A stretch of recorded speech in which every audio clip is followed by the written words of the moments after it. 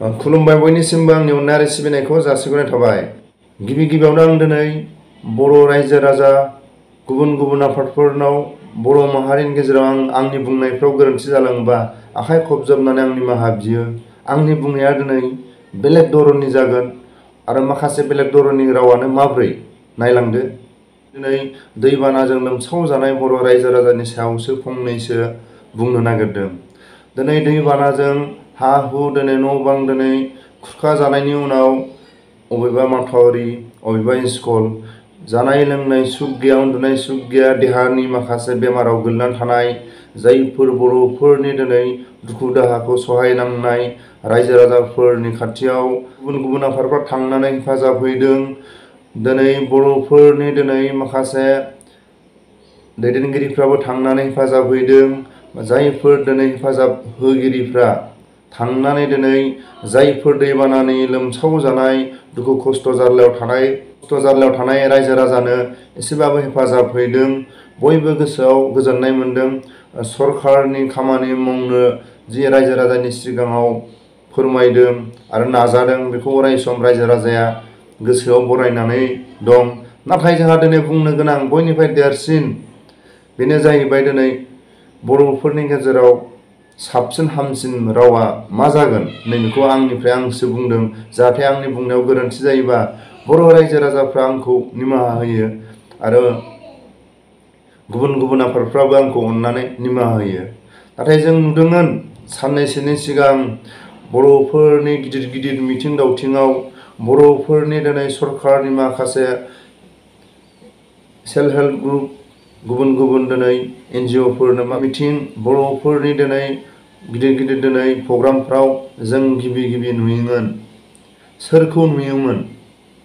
प्रमद बर'नि सारनि हिन्जावा बर'फोरनि दिनै सानस'हायै नुस'हायै गिदिर गिदिर प्रग्रामफ्राव गिदिर दिनै रायजो राजानि दिनै सरकारनि माखासे दिनै पाब्लिकनो होनो थाखाय मोनोब्ला माखासे राजनितिनि दैदेनगिरिफ्रा हैनांगौखौ दिनै प्रमद बर'नि हिन्जावासो गुबुन माखासे राव माखासे डेभेलपनि खोथाखौ थांनानै बुंहैदोंमोन।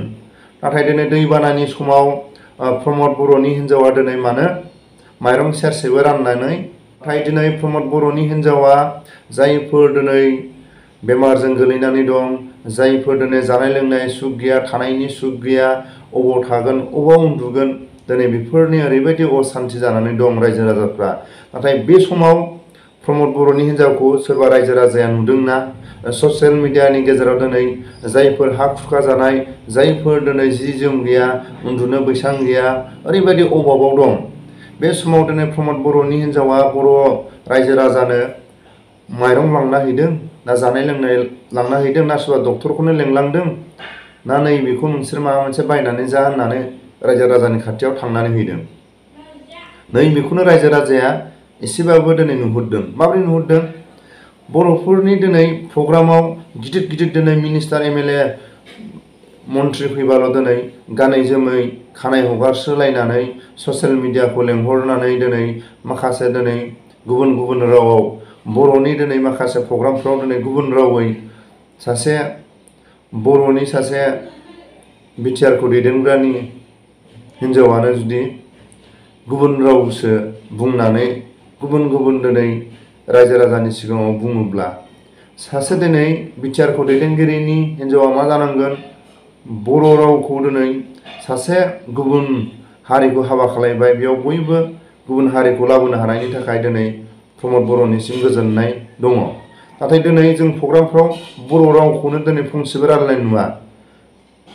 अब्ला जों दिनै माखासे माबाखौ नुहुरो गुबुन रावजों रायलायनायखौ जोंहा गोजोननाय दं। अब्लाबो माखासे खोथाखौ अबेबा समाव बर' रावै बुंथारनांगौ जाना फैयो। सासे बर'नि दैदेनगिरिनि फेमिलिया बर' रावखौ मालाबा बुंनो गोनां, गावसिनि थानाय जानाय उन्दुनायखौ दिनै मालाबा ससियेल मिडिया मालाबा थायो, माब्रै लोङो, माब्रै टाइमखौ खाथायो, बेफोरखौ बर' रावावनो बिनि हिन्जावखौ बुंनो होलाय।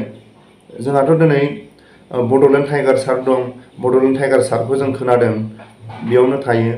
सारा खैथायाव फैयो, खैथायाव ओंखारलाङो। गोल्डेन टाइगार सारा बेफोरखौ माखासे गावनि चेनेलजोंनो फोरमायनो हायो बर' रावै।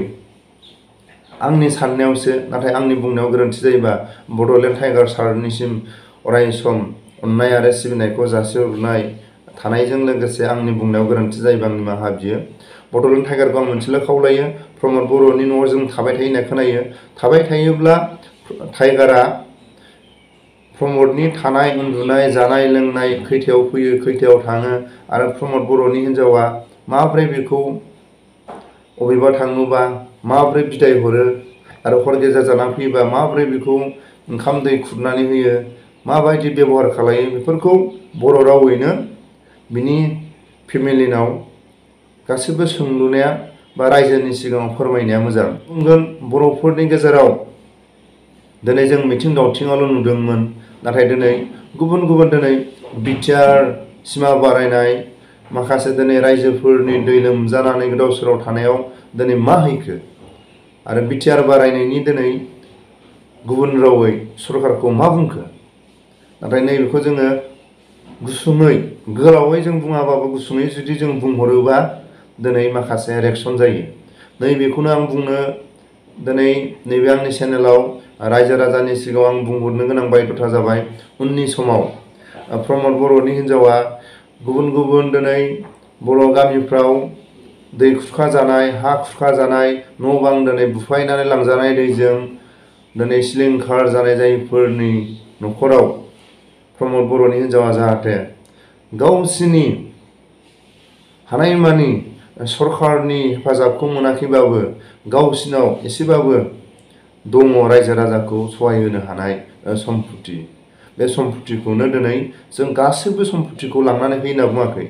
एसे हायोब्ला नोंसिनि न'खरनिफ्राय थांनानै जायफोर दिनै दुखु जारलायाव दं, जायफोर दिनै गाननाय जोमनाय थिग गैया, उन्दुनाय थिग गैया, बैसांनि माखासे दिनै संनायनि दिनै बनखौ अबाव मोनगोन, गेसफोरखौथ' हेफाजाब होयो। नैबेखौ आं दिनै प्रमद बर'नि हिन्जावखौ आं दिनै बुंहरदों। आं दिनै आसामिसनि स्पस्ट बुंनो रोङाबाबो दिनै आसामिसनि दिनै बुंनो सानदोंमोन, नाथाय आङो सोरखौबा आसामिसनि बुंनो गोरोंखौ हिन्जावा उननि समाव मा गेलेगोन, MP गेलेगोन ना MLA गेलेगोन ना MCLA गेलेगोन, नैबेखौ आं उननि समाव स्पस्ट रायजो राजानि सिगाङाव गुवारै 4 लाइन 6 लाइन ना 2 लाइन बिदिनो आङो बुंलांगोन। उननि समाव प्रमद बर'नि हिन्जावा उननि समाव MP ना MLA ना MCLA नैबेखौ आं रायजो राजानो गुवारै फोरमायगोन। आंनि बुंनायाव गोरोन्थि जादोंबा जाहाथे आंखौ अननानै बयबो निमाहा होयो होननानै आं मिजिंथियो।